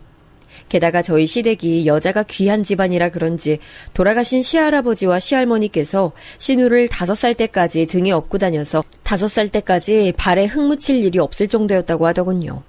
그래서 그런지 아니면 애초에 그냥 성격에 문제가 있었는진 모르겠지만 집에서 혼내지는 않고 오냐오냐 해서 그런지 본인이 하고 싶은 말이면 어떤 사람이랑 있든 어디든 상관없이 말을 뱉어내야만 직성이 풀리는 사람이었죠. 그래서 그런지 저는 좋은 부모님과 좋은 동생들 사이에서 어쩜 이런 사람이 태어났을까 하는 의구심이 드는 사람이었습니다. 이렇게 말하면 대부분의 사람들이 괜히 시누이라서 제가 질투를 내서 그런 거 아니냐고 하실 수 있겠지만 제가 결혼 준비하면서 가장 많이 걸린 사람이 바로 시누이였습니다. 와, 옳게 좋겠다. 뱃속에 아기 하나 있다고 취집 성공하고. 나도 취집하고 싶다, 취집. 보통 이런 이야기는 자기 친구들과 하지 않나요? 물론 친구들과도 이런 얘기를 하는 건 아니지만 무튼 이런 얘기를 양가 부모님께서 다 모이신 상견례 자리에서 하는 건 예의가 아니죠. 그 말에 시누이가 뱉자마자 화기애애했던 분위기가 싸해졌어요. 그런데 이런 분위기도 읽지 못한 신우는 저를 보며 말을 덧붙였습니다. 옳게. 나는 명품 가방으로 예물해줘. 엄청 비싼 걸로. 그리고 제가 놔주는 내 용돈은 건들지 마. 알겠지? 얼마나 황당하던지 사실 그때까지 시누이는 결혼도 못하고 취업도 못한 백수였습니다. 그나마 남편과 도련님이 일찍 취업해서 성공해서 누나에게 용돈을 주고 있었다 하더라고요. 무튼 시어머니께서 조용히 시누이를 밖으로 부르셨고 15분 정도 들어오시지 않으셨습니다. 그 사이 시아버지께서 분위기를 풀려고 엄청 노력하셨고요. 15분 뒤에 들어온 시누이는 울었는지 얼굴은 벌겋게 물들어 있고 훌쩍훌쩍 소리까지 내더군요. 끝까지 제겐 사과도 하지 않았습니다. 시부모님과 남편만이 시누이가 아직 사회생활을 제대로 못 해봐서 말을 함부로 했다며 저와 저희 부모님께 사과하셨습니다. 상견례 후 저희 부모님께서 남편을 불러 시누이가 마음에 걸리지만 그래도 뱃속에 아기가 있고 남편이 그동안 저를 얼마나 사랑해줬는지 아껴줬는지를 알고 있으니 이번만큼은 넘어가겠다고 얘기하셨습니다. 아무리 그래도 정도가 있다고 생각하네. 그것도 그런 중요한 자리에서 그렇게 말하는 걸 보면 평소엔 얼마나 더 그랬을지 알 수 있고 자네가 뱃속에 있는 쑥쑥이와 내 딸을 얼마나 사랑하는지 알고 있으니까 이번엔 우리가 참겠네. 자네도 알겠지만 우리 딸이 어디서 그런 말 들을 사람은 아니라고 생각해. 우리 딸이 자네랑 같은 좋은 대학교 높은 성적으로 졸업했고 졸업 전에 취직해서 좋은 회사 다니면서 또래보다 돈도 많이 벌고 능력도 있잖아. 물론 당장 회사를 그만둘 것도 아니고 아기를 낳더라도 우리 딸이 회사 다니고 싶다고 하면 우리가 쑥쑥이 봐줄 거니까 다시는 취직이니 그런 말 안 나오게 해주게. 네, 당연합니다.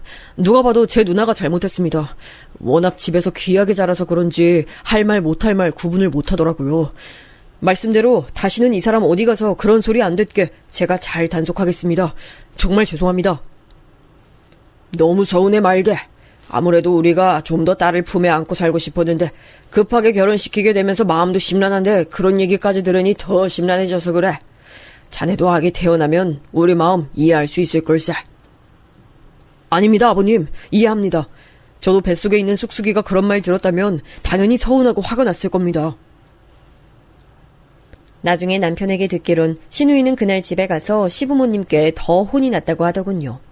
아무리 생각이 없어도 그렇지 동생 잘못으로 남의 집 귀한 딸 급하게 결혼하게 하는 것도 죄송한데 거기에 시누이가 더 보탰다며 가지고 다니던 시아버지 카드도 뺏기고 외출도 금지당했다고 하더군요.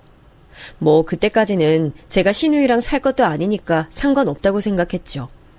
하지만 결혼 생활 내내 시누이는 이런저런 일을 만들어냈습니다. 하루는 저와 남편 집에 들어와서는 저녁 잘 먹고 이제 시누이를 보내려고 하자 바닥에 납작 엎드려서는 마치 5살 아이가 꼬라지 부리듯 행동하는 거 아니겠어요? 아, 왜? 이 집 우리 엄마 아빠가 사준 집이잖아. 그러니까 내 방도 하나 만들어 달라고. 누나 진짜 언제까지 이럴 거야? 언제까지 애처럼 굴 거야? 몇 번을 말해야 알아먹어. 이 집은 나 때문에 이른 나이에 결혼하게 된 이 사람 위해서 부모님이 해주신 집이라니까? 이 집은 부모님도 아니고 나도 아니고 내 와이프 집이야. 그런 게 어딨어? 우리 엄마 아빠 돈으로 샀으면 내 집이야. 제가 우리 집 들어와서 한 게 뭐 있어? 너 나중에 우리 엄마 아빠 재산 노리고 우리 집 들어왔지? 나쁜 년. 그리고는 방바닥에 누워 시끄럽게 소리 지르는 신우이를 보다 저는 남편에게 알아서 처리하라고 말하며 안방으로 들어가 누웠습니다. 안정기였지만 조금만 무리를 하면 몸이 힘들어졌거든요.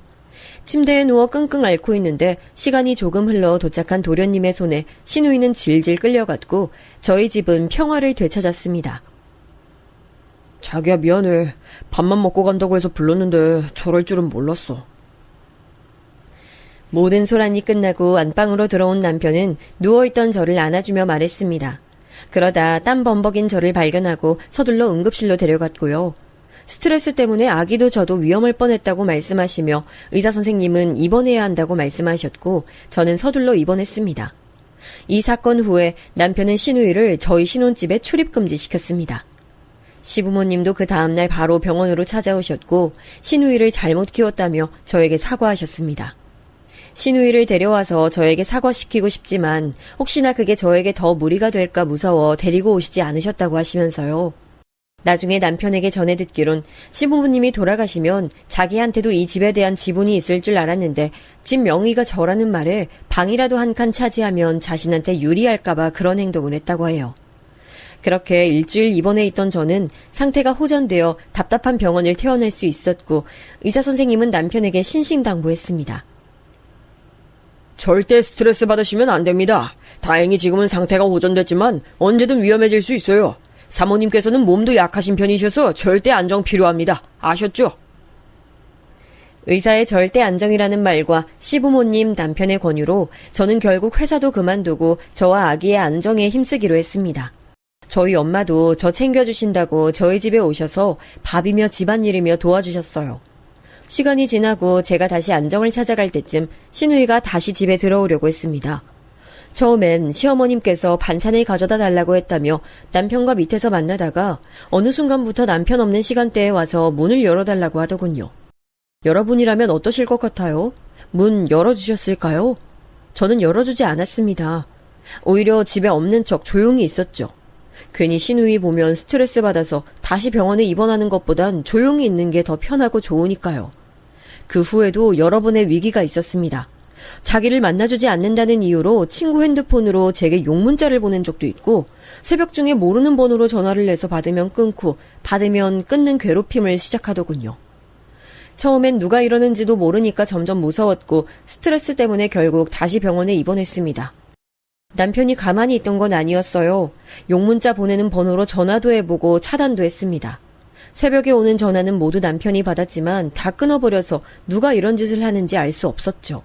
결국은 남편이 경찰에 신고를 냈고 곧이어 정체가 밝혀졌죠. 저는 진짜 아니에요. 제가 빌려달라고 해서 빌려준 것밖에 없어요. 내가 언제? 네가 그랬잖아. 나한텐 아무 피해도 없을 거라며. 결국 저와 남편은 신우이 친구와 합의를 했고 합의금을 조금 받고 끝을 냈습니다. 그리고 신우이는 그날 시부모님에게 끌려와 병실에 있던 제게 무릎을 꿇게 됐습니다. 난 잘못 없어. 아빠가 올케한테 사과 안 하면 카드 안 준다고 해서 사과하려고 찾아갔는데 계속 없는 척하고 나 무시하잖아. 어쩜 사람이 저렇게 당당하게 헛소리를 할 수 있는 건지 제가 왜 자기를 무시하는지 이유도 모르는 사람처럼 구는 신우이를 보며 저는 가지고 있던 모든 정이 떨어졌습니다. 시부모님도 더 이상 하실 말씀이 없는지 허망한 표정으로 신우이를 바라보시고 남편만 얼굴이 벌겋게 변해서는 씩씩거리더군요. 당장이라도 신우이를 끌고 가서 한 대 쥐어받고 싶어하는 표정이었습니다. 저는 신우이처럼 소리를 지르는 게 아니라 차분한 목소리로 말했습니다. 그러면 이게 형님 사과인 거죠? 자기 때문에 병원 입원한 사람한테 다른 사람 번호로 욕문자 보내고 새벽에 잠도 제대로 못 자게 하는 거 말이에요. 그건 다 올케 잘못이지. 올케가 뱃속 아기 핑계대면서 나랑 동생들 사이 이간질시키고 엄마랑 아빠랑 내 사이도 이간질시킨 거잖아. 뭐? 아니, 그게 무슨 헛소리야. 내 와이프가 언제 그랬어? 내 가정이 생겼으니까 거기에 충실한 게 당연한 거지. 그게 무슨 이간질이야. 아니, 누나야말로 이간질 하지 마. 봐봐. 지금도 그러잖아. 임신한 게 무슨 대수라고 저렇게 상전 취급해? 내가 왜 저런 애 때문에 카드도 뺏기고 여기서 이렇게 무릎 꿇고 있어야 되냐고. 병실 떠나가라 고래고래 소리를 지르는 신우이에 열이 확 오르는 게 느껴졌습니다. 그 순간 숨이 턱턱 막히더군요. 숨을 쉬려고 하는데도 쉬어지지 않았습니다. 그 다음부턴 기억이 나지 않지만 남편 말론 정말 위험했다고 했습니다. 과호흡이 와서 그대로 기절했고 의사랑 간호사랑 달려와선 남편에게 이런저런 동의서에 사인을 하게 했다고 하더군요. 다행히 기적적으로 저와 아기 모두 무사했고 아기와 제가 잘못될 뻔해서야 신우이는 조금 조용해졌습니다. 그때 뱃속에 있던 저희 딸은 벌써 5살이 됐습니다. 딸이 태어난 뒤로 시부모님의 사랑을 가득 받아서 그런지 신우이는 저희 딸도 괴롭히더군요. 때리고 꼬집고 그런 건 아니지만 저희 딸이 자면 일부러 깨우고 과자라도 하나 먹으려고 하면 아기 손에서 과자를 뺏어가 먹어서 꼭 딸을 울렸어요. 남편과 도련님도 이제는 아기까지 괴롭힌다며 핀잔해줬지만 그래도 굴하지 않더군요. 집에서도 이런 사람인데 밖에선 오죽하겠어요. 대학도 휴학, 복학을 밥 먹듯이 하다가 간신히 졸업하고 들어간 회사에서도 사수가 너무 잔소리가 많다고 첫 출근한 지 한 달도 안 돼서 그만두고 공무원 하겠다고 저러고 있었죠. 결국 보다 못한 부모님께서 가게 하나를 내주셨습니다. 나름 잘 운영하다가 서비스직은 자신과는 안 맞는 것 같다며 아는 사람한테 가게 팔았다고 한 뒤로는 시부모님도 포기하신 것 같았습니다. 그러던 어느 날 사건이 하나 발생했습니다. 제가 딸 낮잠 재우러 들어간 사이 자기 남자친구와 함께 몰래 저희 집에 들어와서는 단 15분 만에 제 옷이며 가방, 목걸이를 가지고 나갔거든요. 하필 전날 잠이 부족해 딸과 함께 잠든 후였는데 아무리 신우이 남자친구라고 해도 나쁜 맘 먹고 저랑 딸이 자고 있던 방문을 열었다면 어떻게 됐을지 끔찍했죠. 게다가 신우이가 훔쳐간 목걸이는 저희 외할머니가 엄마에게 주시고 그 목걸이를 엄마가 제게 물려주신 외할머니 유품이었습니다. 사라진 목걸이에 거실 CCTV를 돌려보던 제가 신우이 얼굴을 발견하고 얼마나 황당했을지 이해되시나요? 아무리 나이를 먹어도 고쳐지지 않은 행동과 인성, 게다가 이제는 도둑질까지, 심지어 다른 건 다 괜찮아도 목걸이를 가져가다니 결국 그 모든 화는 남편에게 쏟아졌습니다. 도대체 형님은 나이를 뭐 어떻게 먹고 있는 거야? 아무리 오냐오냐 키웠다고 해도 도둑질이라니 말이 되냐고. 지금이라도 당장 우리 집 못 오게 하라고. 여보, 미안해. 진짜 미안해. 말로만 미안하다고 하지 말고 어떻게 좀 해보라고. 당신이 사준 것만 가져간 것도 아니고 우리 엄마가 나한테 물려주신 목걸이도 가져갔어. 너 계속 형님 단속 못 시키면 우리 이혼이야. 그 말을 하고 엉엉 울었습니다. 목 놓아 엉엉 울자 잠들어 있던 딸도 깨서 저와 함께 울었습니다. 결국 저도 남편도 그날은 잠도 못 잤죠. 후에 신우이가 가져간 옷과 가방은 찾을 수 있었지만 목걸이는 찾지 못했습니다. 이미 팔아버렸다고 하더군요. 결국 남편이 신우이를 데리고 금은방에 찾아가 돈을 더 주고 다시 그 목걸이를 사와야 했습니다. 그 뒤로는 남편 나름대로 신우이를 열심히 단속하더군요. 저는 집 비밀번호를 바꿨고 그 누구에게도 알려주지 않았습니다. 남편에게도 단단히 약속을 받아냈고요. 시부모님에게는 이해해 주시라고 말씀드렸습니다. 당연히 시부모님은 딸 잘못 키운 본인들이 무슨 할 말이 있겠냐며 알겠다고 하시더군요. 신우이도 자기 잘못이 있으니 더 이상 제게 아무 짓도 못했고요. 하긴 자기 때문에 동생이 이혼하게 생겼으니 안하무인 짓은 더 이상 못하겠죠. 그래도 소소하게 사람 화나게 행동하긴 했지만 이젠 저도 신우이를 봐주지 않았습니다. 화를 내게 하면 똑같이 화냈고 행패를 부리면 뒤도 안 돌아보고 집으로 돌아갔죠. 시부모님께는 죄송했지만 거기 더 있었으면 제 속에 있는 화가 폭발할 것 같아 나와버렸습니다. 다행히 시부모님께서도 이해해 주셨고요. 그렇게 제가 신우이를 피하고 화를 내니까 그제야 제가 덤비지 못할 사람이라는 것을 깨달았는지 점점 조용해지더군요. 그렇게 평화로운 시간을 보내던 어느 날 도련님께 연락이 왔습니다. 진지하게 만나고 있는 사람이 있는데 저희 부부에게 먼저 소개시켜주고 싶다고 말이에요. 그렇게 말하며 저희 부부와 딸을 멋진 레스토랑에 초대하더군요. 그 레스토랑은 저희 지역에서 분위기가 좋고 음식이 맛있고 깔끔한 곳이라고 평점이 높은 곳이었습니다. 알고 보니 그 레스토랑이 동서될 사람의 집에서 운영하는 곳이라고 하더군요.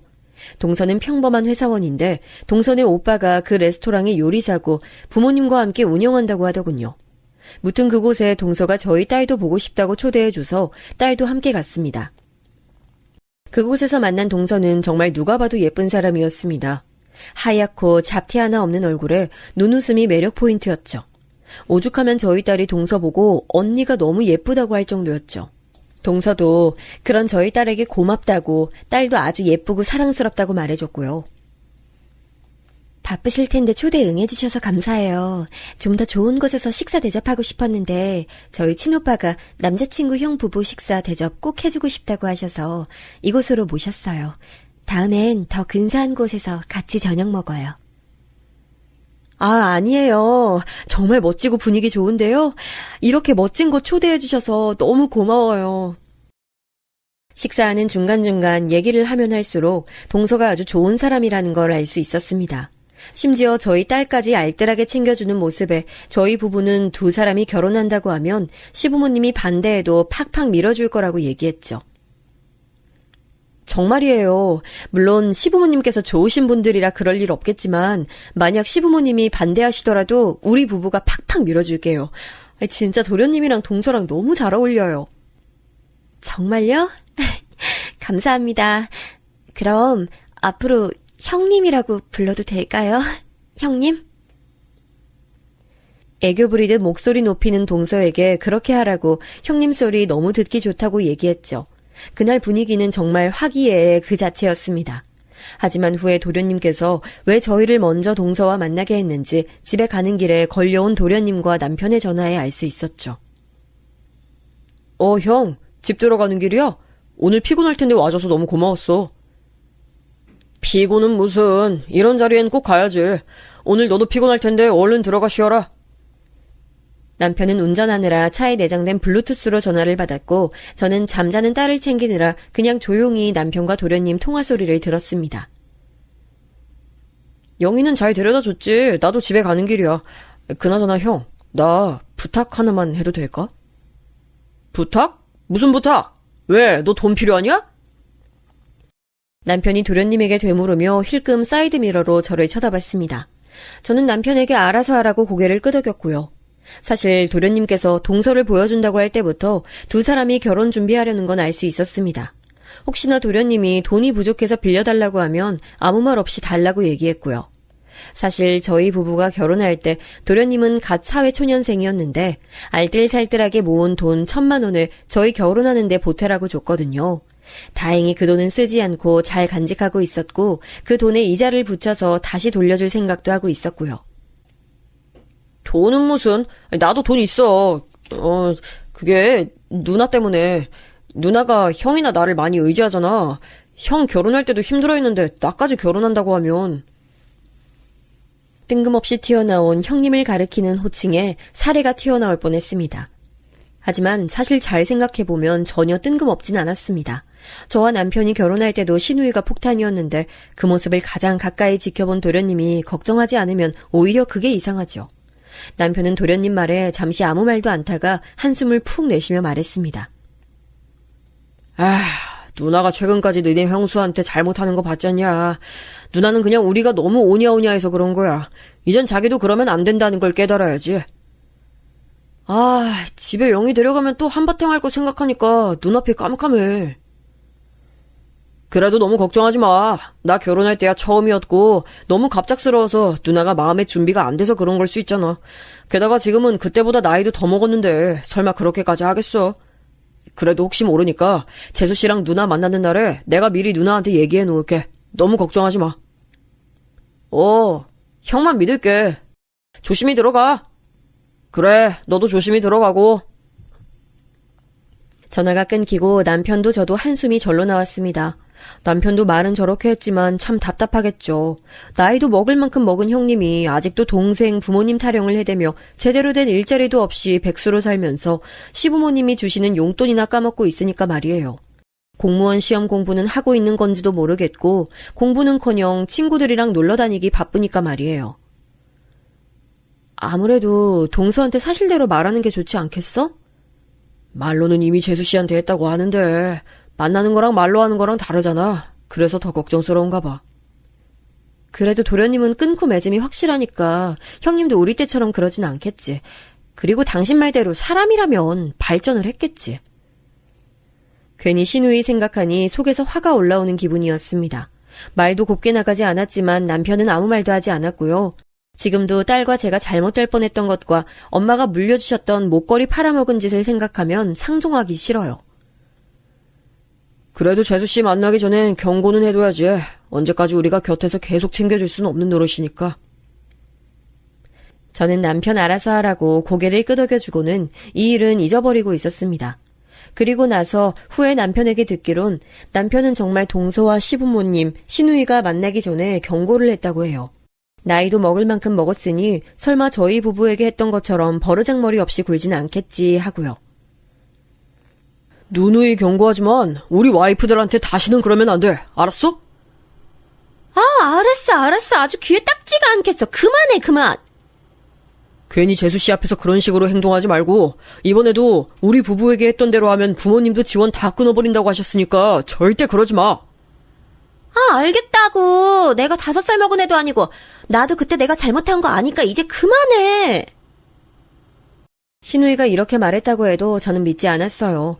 근데 어떻게 된 일인지 정말 동서와 시부모님, 시누이가 만나는 자리에서도 투덜거리지도 않고 얌전히 밥만 먹었다고 하더군요. 역시 사람이 나이를 먹으면 달라지는구나 하는 마음이 들었고 도련님과 동서는 어서 결혼을 하고 싶다며 냉큼 상견례 날짜까지 잡아왔습니다. 그런데 이때다 싶었는지 시누이는 당당하게 시부모님에게 상견례에 입고 갈 옷이 없다며 돈을 달라고 하더군요. 아니 그럼 셋째 상견례 자리에서 내가 제일 추리하면 되겠어? 나도 백화점 가서 예쁜 옷 입고 갈래. 돈 줘, 돈. 누가 보면 아주 시부모님에게 돈 맡겨놓은 사채업자인 줄 알겠다니까요. 그래도 좋은 게 좋은 거라고 시부모님도 이왕 이렇게 된 거 좋은 옷 사입으라고 용돈을 주시더군요. 그 꼴이 보기도 싫고 또 여전히 5살 먹은 애처럼 구는 시누이가 꼴 보기 싫었지만 저희 부부와 아들까지 초대해준 도련님과 동서의 마음을 생각해 결국 상견례에 참여하기로 했습니다. 상견례도 저번에 저희 부부를 만났던 동선의 레스토랑에서 하기로 했습니다. 시부모님 집에서는 거리가 좀 있어서 저희 부부가 시부모님을 모시고 가기로 했고 시누이는 친구들과 놀다가 택시를 타고 간다고 하더군요. 그러려니 하고 시부모님을 모시고 레스토랑에 갔는데 이게 무슨 황당한 일인지 친구랑 놀고 그쪽으로 바로 오겠다던 시누이가 레스토랑 앞에서 그 친구들과 자기들도 들어가겠다고 실랑이를 하는 게 아니겠어요? 아니 여기서 우리 동생 상견례 하기로 했다니까요? 여기 이 친구들도 제 손님인데 같이 들어가겠다고요. 죄송하지만 말씀드린 것처럼 초대된 분들 외에 다른 분은 입장할 수 없습니다. 아니 그러니까 내가 우리 동생 상견례에 초대됐고 초대된 내가 내 친구들 초대했으니까 그럼 된 건데 아니 도대체 왜 못 들어가게 하는 거예요? 저희 부부가 빨리 와서 다행이지 정말 저걸 동서 부모님이나 동서가 먼저 봤다면 정말 절망적이었을 겁니다. 얼마나 멍청하면 저런 계산을 할 수 있을까요? 당장 가서 뒤통수를 한 대 때려주고 싶은데 보는 눈이 많아서 그럴 순 없고 남편이 조용히 다가가서 직원분께 사과하고 시누이 친구들을 단호하게 돌려보냈습니다. 그렇게 시작된 상견례는 오히려 삐져있는 시누이 때문에 조용히 지나갈 수 있었습니다. 후에 도련님께 시누이 친구들이 들어오려고 했던 사건에 대해 남편이 모두 일러버려서 시누이는 도련님에게 한 소리 듣게 됐지만요. 무튼 그래도 제가 겪었던 것보다는 아주 조용히 지나가서 저희 부부도 도련님도 조금은 안도를 하고 있었습니다. 한참 딸을 유치원에 등원시키고 집 청소를 하고 있는데 동서가 근처라며 저에게 연락을 해왔습니다. 첫 만남에 번호도 교환하고 사는 곳도 얼추 알려줘서 저희 동네에 볼 일 있어 왔다가 제 생각이 났다며 동서에게 연락이 왔습니다. 한참 딸이 유치원에 적응하는 시기라서 오후 1시 전에 돌아왔기 때문에 어떻게 연락을 할까 고민했는데 동서가 먼저 근교 좋은 식당에 밥 먹으러 가자고 말해줘서 염치불구하고 냉큼 따라 나섰죠. 동서가 차를 가져와서 그 차를 타고 유치원에서 딸을 픽업했고 픽업 후에 근처 식당에서 밥을 먹고 카페로 놀러 갔습니다. 그때쯤 딸이 낮잠 자는 시간이라 딸을 품에 안아 재우고 있는데 동서가 조심스럽게 입을 열더군요. 저 형님, 제가 뭐 하나 여쭤봐도 될까요? 네, 그럼요. 왜요? 도련님이 잘 못해줘요? 내가 도련님 약점 좀 알려줘요? 장난스럽게 되물은 제 말에 동서는 잠시 우물쭈물하더니 카톡 하나를 보여주며 제게 말하더군요. 철수 씨 누나께서 보내신 카톡인데 답을 보냈는데 말이 없으셔서요. 동서가 내민 카톡 내용을 보는데 정말 황당했습니다.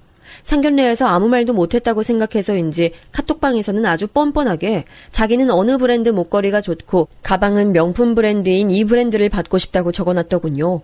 그렇게 단속을 했는데 그걸 뚫고 이렇게까지 하는 신우이의 머리를 해부해보고 싶은 마음이었습니다. 아, 상견례도 끝난 지금에서야 이런 말 하는 내가 동서 생각으로는 같은 사람이라고 할 수 있지만 이혼보단 파혼이 낫단 말이 있으니까 그냥 내가 다 말할게요. 저는 이렇게 말하고는 그동안 형님이 제게 했던 모든 망나니 짓을 다 말했습니다.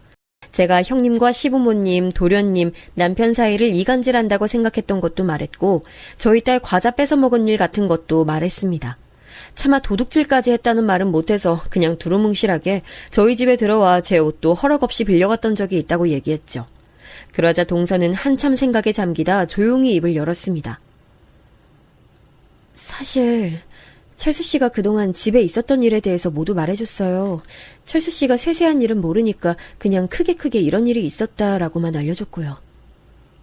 도련님도 직장 다니느라 자세하게는 몰라서 그런 걸 거예요.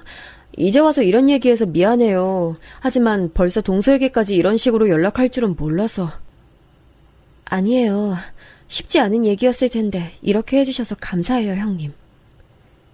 그 말을 끝으로 일찍 퇴근한 남편이 저와 아들을 데리러 와서 더 많은 얘기를 할 순 없었지만 저는 이실직고하는 마음으로 집에 가는 길 차 안에서 남편에게 털어놨습니다. 그러자 남편은 오히려 잘했다고 하더군요. 차라리 잘했어. 누나가 그런 연락 보냈다면 아무리 눈치가 없는 사람도 알게 됐을 거야. 그래도 재수씨가 당신한테 그 카톡 보여줄 정도면 강단 있는 사람이니까 이제는 본인이 알아서 해야지. 그래도 나 때문에 도련님 헤어지면 어떡해?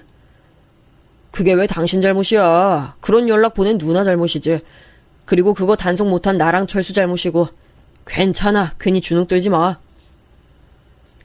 하지만 그런 제 걱정과는 다르게 동서와 도련님 결혼은 착착 진행이 됐습니다.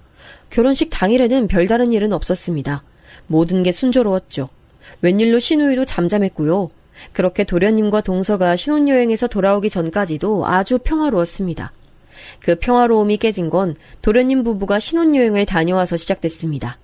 한국에 도착한 다음 날 동서는 시댁 식구들에게 줄 선물을 바리바리 싸들고 왔습니다.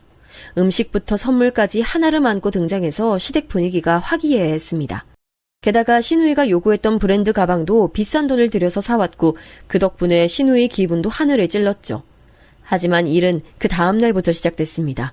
동서가 친정에도 가야 한다며 하룻밤 자고 떠났고 저희는 딸이 할아버지랑 할머니랑 노는 게 재미있다며 하루 더 있다 가자고 해서 하루 더 있기로 했습니다. 동서가 떠나자마자 신우이는 본색을 밝혔습니다. 바로 시어머니에게 뛰어가서는 동서가 사준 가방에 어울리는 옷이 없다며 옷을 사야 하니 돈을 달라고 조르기 시작했죠. 아, 엄마, 둘째 얽히가 이렇게 예쁜 가방을 사다 줬는데 그거에 맞는 옷도 있어야지. 돈 좀 줘봐. 돈 없으면 카드라도 줘. 아니, 넌 어떻게 된 애가. 아유, 됐다. 네 아버지랑 나 이젠 너한테 땡전 한 푼도 줄 생각 없으니까 당장 알바라도 해. 결국 터질 게 터진 거죠.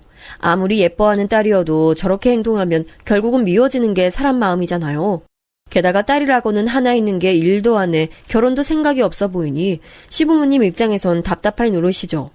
그래도 그냥 해본 말씀이겠거니 생각했는데 이번엔 마음을 단단히 먹으셨는지 시아버지도 한 말씀 하시더군요.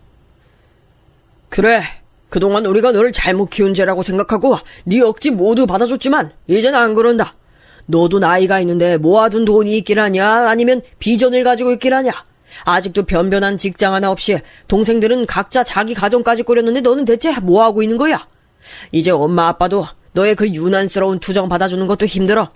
딱 3개월 준다. 일을 하든 가지고 있는 것들을 팔든 돈 만들어서 내 집 나가. 아빠, 그게 무슨 헛소리야. 신우이는 계속해서 시아버지에게 매달렸지만 시아버지는 단호하셨습니다. 신우이가 아무리 바닥을 떼굴떼굴 굴면서 울고 악을 써도 시부모님 마음은 변하지 않았죠. 그러자 신우이는 본인 방에 들어가 콕 박혀 저희가 갈 때까지 나오지 않더군요.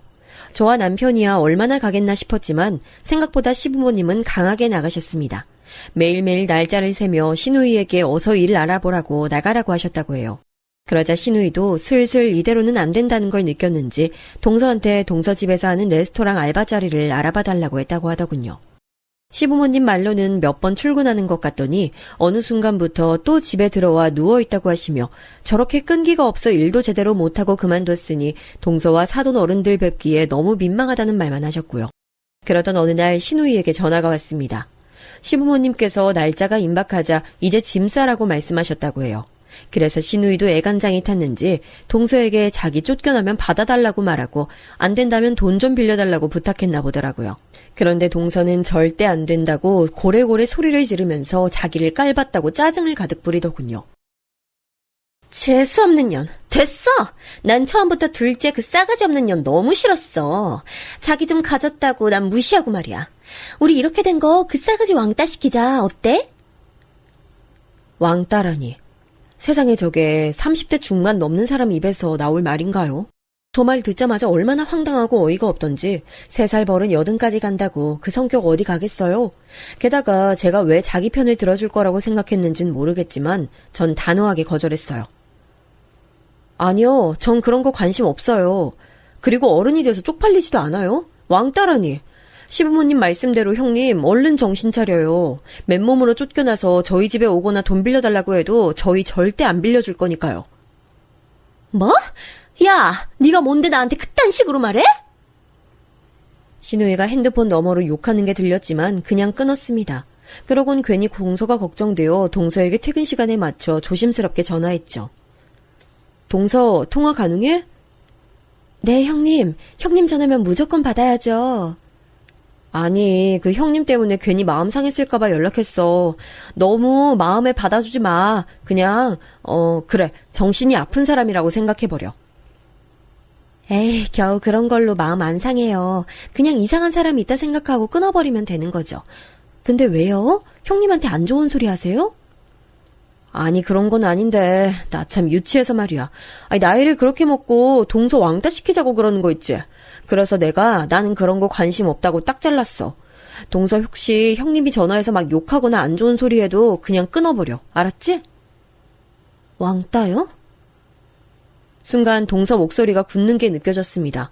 괜히 제가 말을 잘못했나 싶어 떠듬떠듬 그렇다고 이야기하자 동서가 나직하게 한숨 쉬더니 말을 하더군요. 알려주셔서 고마워요, 형님. 제가 저희 남편이랑 시부모님 봐서라도 그냥 넘어가려고 했는데 아무래도 안 될 것 같네요. 응? 뭘 말이야? 뭐 잘못했어? 아니에요. 괜히 형님 머리만 아파요. 아마 곧 듣게 되실 거예요. 제 걱정하지 마시고 당분간은 그 도둑한테 오는 전화 차단하세요. 이러고는 예의 바르게 끊는 거 아니겠어요? 무슨 일인진 몰라도 신우이가 또 사고 하나 크게 쳤다는 걸 알 수 있었습니다. 그렇게 시간이 흘러 이 사건에 대해서 까먹고 있었는데 어느 날 신우이에게 울면서 전화가 왔습니다. 아, 여보세요? 여보세요, 형님? 갑자기 전화해서 얼마나 큰 소리로 우는지 귀가 다 떨어져 나갈 정도였어요. 전화 받고 5분이 지났는데도 너무 시끄럽게 울어서 도대체 어떻게 된 일인가 싶어 그 전화를 끊고 시부모님에게 전화를 했죠. 사실 그때까지 시아버지께서 신우이를 정말 쫓아내셨구나 하는 생각밖에 없었습니다. 어머님, 형님이 전화하셔서 엉엉 울기만 하시는데 무슨 일 있으세요? 됐다. 우린 그런 애 몰라. 아우, 너랑 새아가한테 얼마나 미안하고 민망한지. 너도 아는 척 말고 행여나 너희 남편이 누나 도와준다 그러면 절대 그러지 말라고 말려. 걔도 사회가 얼마나 힘든지 알아봐야 하지 않겠어? 세상에 동네 창피해서. 하시면서 전화를 끊으시더군요. 도대체 무슨 일이 일어나고 있는지 몰라 어리둥절하고 있을 때쯤 딸과 함께 귀가한 남편이 들어왔습니다. 무슨 정신으로 저녁을 먹었는지 모르겠지만 저녁을 다 먹고 씻고 잠든 딸 방에서 나오는 남편을 붙잡고 물어봐 전후 사정을 알게 됐죠. 시부모님이 말씀하신 3개월이라는 시간이 점점 다가오자 신우이가 마음이 조급해졌나 봐요. 나이도 있으니 알바도 쉽게 구해지지 않고 이력서 넣은 곳에선 아무런 연락이 없자 동서에게 전화를 했나 보더라고요. 동서 레스토랑에서 알바로 써달라고 말이에요. 착한 동서는 마침 레스토랑 직원 하나가 퇴사를 해서 비어있는 자리에 신우이를 넣어줬고요. 그런데 신우이가 거기서도 맨날 일도 제대로 안 하고 기존에 있던 직원이라도 싸우고 심지어는 설거지도 대충 해서 레스토랑으로 손님들이 컴플레인을 넣었다고 하더군요. 레스토랑도 이미지 장사인데 신우 때문에 이미지에 타격을 먹은 거죠. 미꾸라지 한 마리가 물을 흐린다고 딱 그 꼴이었습니다. 그래도 동선의 오빠는 혹여나 동서가 중간에서 곤란할까봐 말하지 않았다고 해요. 그래도 꾸역꾸역 출근해서 알바비도 받아가고 그랬는데 그 돈은 다 어디에 썼는지 없어졌고 돈 떨어진 신우이는 못된 생각을 한 거죠. 바로 레스토랑 돈통을 털어가는 거. 생각하자마자 실행에 옮겼더군요. 장사가 끝나고 문이 닫힌 시간에 퇴근할 때 미리 열어놓은 주방 뒷문으로 잠입해서 돈통에서 돈을 모두 털어 도망쳤다고 해요. 물론 다음날 레스토랑을 오픈한 직원은 비어있는 돈통과 열려있는 뒷문으로 도둑이 들었다는 걸 확신하고 바로 경찰에 신고를 했고요. 하필 레스토랑 CCTV가 한 달에 한 번씩 자동으로 정리되는 날이라서 그날의 CCTV는 남아있지 않다 하더군요. 아마 이것도 신우이가 계산해서 한 것 같아요. 완전 계획된 범죄였죠. 하지만 신우이가 하나 생각을 잘못한 게 레스토랑이 운영을 안 하는 시간에는 주차장을 사용하도록 해놔서 그 시간에 주차된 차가 많았다는 거예요. 경찰은 그냥 주변 조사만 하고 돌아갔고 동선의 오빠는 돈 때문이 아니더라도 꼭 범인이 잡고 싶어서 그때 주차되어 있던 차주들을 찾아내 블랙박스 영상을 받았다고 해요. 블랙박스에서 받은 영상을 통해 범인을 바로 알 수 있었다 하더군요. 근데 하필 그 범인이 신우이였던 거죠. 도둑의 정체를 먼저 한 사람은 동서 오빠였는데 훔쳐간 돈이 많진 않았다고 해요. 요즘 사람들은 다 카드 결제라서 돈통에 약 70만 원 정도 있었다고 하더군요. 그래서 이 금액을 가지고 일주일 정도 고민하다가 경찰에 알리지 않고 동서에게 먼저 알렸다고 해요. 아무래도 신우이가 동서와 엮여 있으니 조심스러웠겠죠. 동서도 그걸 두고 엄청 고민했다고 해요. 일단 신우이는 자기가 사랑하는 남편의 누나이기도 했고 괜히 시부모님 속 시끄럽게 할 필요가 없다는 생각까지 하고서야 신우이에게 전화를 걸었다고 해요. 작은 옳게, 나 지금 바빠서 이따가 전화 줄게. 형님! 하지만 신우이는 번번이 저런 식으로 옳게 전화를 피했다더군요. 그러기를 일주일째 동서는 결국 자기 개인 사비로 도련님 몰래 도둑 맞은 금액을 돌려놨다고 해요. 그 후로도 신우이도 그냥 넘어가려고 했다네요. 연락을 피하던 신우이가 갑작스럽게 연락만 하지 않았다면 말이에요. 작은 옳게, 우리 아빠가 나 진짜 쫓아낼 건가 봐. 나 돈도 없는데 어떡해? 작은 옳게가 우리 아빠 엄마 좀 설득해봐, 응? 제발. 그것도 아니면 나 좀 재워줘. 그거 아니면 나 돈 좀 빌려줘. 전화를 받자마자 와다다다 쏟아내는 신우이에 동서가 머리끝까지 화가 났고 결국 질려버렸다고 하더군요. 그 나이 처먹고 아빠 엄마 타령 좀 그만해. 정신이 있으면 얼른 독립해야지. 아버님 말씀 틀린 거 하나 없어. 얼마나 염치가 없으면 우리 오빠 돈까지 훔쳐놓고 나한테 돈을 내놓으래? 나이를 어디로 먹은 거야? 나이 많은 게 벼슬이야? 당신 경찰에 신고하기 전에 얼른 우리 오빠 돈 안 내놔? 그 말을 듣자마자 신우이는 전화를 끊었고 동서도 잘됐다 싶었다 해요. 앞으로 본인한텐 적어도 이렇게 눈치 없는 짓은 안 하겠다 싶어 도둑질한 것도 그냥 넘어가려고 했대요. 근데 거기서 제가 동서에게 전화를 한 거예요. 그것도 신우이가 동서 왕따 시키자고 했단 말을 하면서요. 완전 열받은 동서가 결국 본인 오빠에게 경찰에 신고하라고 했고 동서네 오빠는 전해들은 신우이들의 만행에 화가 나 경찰에 신고했대요. 피해자가 증거를 가져가는 것도 조금은 웃기지만 그래도 요즘 블랙박스 화질이 워낙 좋아서 경찰 쪽에서도 단박에 신상을 특정할 수 있었고 경찰이 시댁에 방문해 신우이를 조사해야 한다고 데리고 간 거죠. 신우이가 엉엉 울면서 저한테 전화를 건 그 시간에 바로 경찰서에서 조사받고 나온 다음이라고 하더군요. 시부모님도 거절하고 얘기 전해들은 도련님도 거절했다고 해요. 제가 가장 늦게 소식을 받았으니 전화를 받은 거고요. 아마 제게 동서를 설득해달라고 하려고 전화한 것 같은데 제가 끊어버렸으니 지금도 엉엉 울고 있겠죠. 경찰 쪽에선 동서와 동서 오빠에게 가족 되는 사이면 합의하는 게 좋겠다 했지만 동서도 동서네 오빠도 절대 합의 의사가 없고 시부모님도 더 이상의 도움은 주지 않겠다고 딱 잘라 말해서 신우이는 이제부터 합의 없이 재판까지 가야 하는 상황이 됐죠. 돈을 물어줄 능력도 없고 시부모님 이야기를 전해들은 저희 부부는 절대 도와줄 생각 없으니 꽃길만 같았던 신우이 인생에 커다란 굴곡이 좀 생기겠죠. 그러게 아무리 힘들어도 열심히 일해야지 어쩜 도둑질을 생각했을까요? 제가 한번 봐줬으니까 동서도 그럴 거라고 생각했을까요? 무튼 이제 신우이 인생은 누가 봐도 막장으로 치닫겠죠. 제 얘기는 여기까지인데요. 저는 사실 신우이 인생이 저렇게까지 망가지는 거 나름 고소하고 시원한데 여러분은 어떻게 들으셨나요? 긴 글 읽어주셔서 감사합니다.